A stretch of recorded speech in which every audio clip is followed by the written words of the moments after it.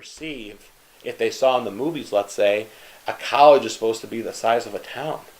And they're shocked that there could be a college that could be smaller than the high school that they attended. But I think that benefits the international student. I really do. But I think that for a student who might be on the edge a little bit, meaning I'm going to need the resources, but I'm not going to say anything, but I really need those inside, I think a school like Cabrini is really good for that.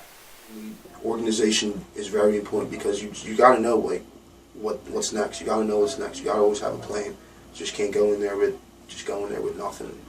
So focus on the organizations are those are the two things that got me through the tough times I had in college. And those two things right now are why I'm where I am today, because I focus and I'm organized.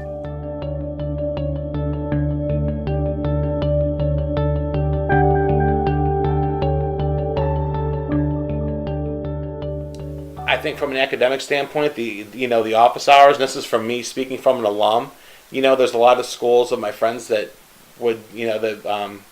attended where they didn't have the extra help. I had extra help when I was here. Some colleges that you go to, you won't be able to walk into that office at all. So I think no matter what it could be here, no matter what the office is, it could be health services to the library to the Dixon Center. I like the fact that, that this type of community here is available for the students. For example, how, they have that resource there, they have the office hours, and it's not like you advertise it and they're not there. The professors here, I think right now, it's not that they weren't helpful when I was here, but I think that there's more accessibility here right now to succeed, and I think that's really important too.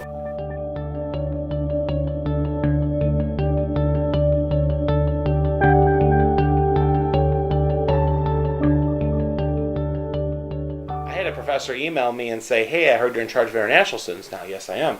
Well, we don't understand. This person can't understand hardly anything in class. And then I look up the student online. Great SATs, great grade point average, good writing, and good critical reading. Now, I know the SAT doesn't have an oral part like what we're having right now, an oral conversation. But they, on paper, I wouldn't have assumed that would be a problem. Or we wouldn't have admitted the student if it was a problem.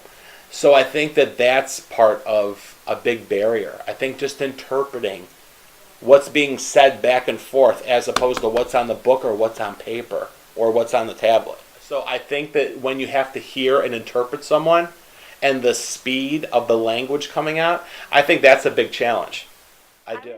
I would just say that individual one-on-one counseling is really the most beneficial. I mean, depending on the size of the institution, some places have an actual academic advising office, department, which can be really beneficial because they're versed on everything that's going on and they're not taking away time from the individual departments that are also worried, the faculty are worried about teaching classes and so on. I think that what colleges have to do, I don't think it's really up to the professor. I think that more colleges might have to hire more support staff in order to teach or in order to tutor English language. Because I don't think the professor can just stop their class and concentrate just on Johnny or Sue, just on, one or two people, because they might have a little bit of a barrier. Expand your mind, because a lot of things in the U.S. you're not going to be used to, because some things there are unaccepted here, some things here are unaccepted there. But I would expand your mind to everything, because in the U.S. there's anything you want to see, it's here. You got all different types of people, all different types of environments, and you gotta know how to be intelligent, how to use your environment. There's gonna be a lot of distractions, and a lot of people are gonna try and send you down the wrong path, but you just gotta be focused and remain strong.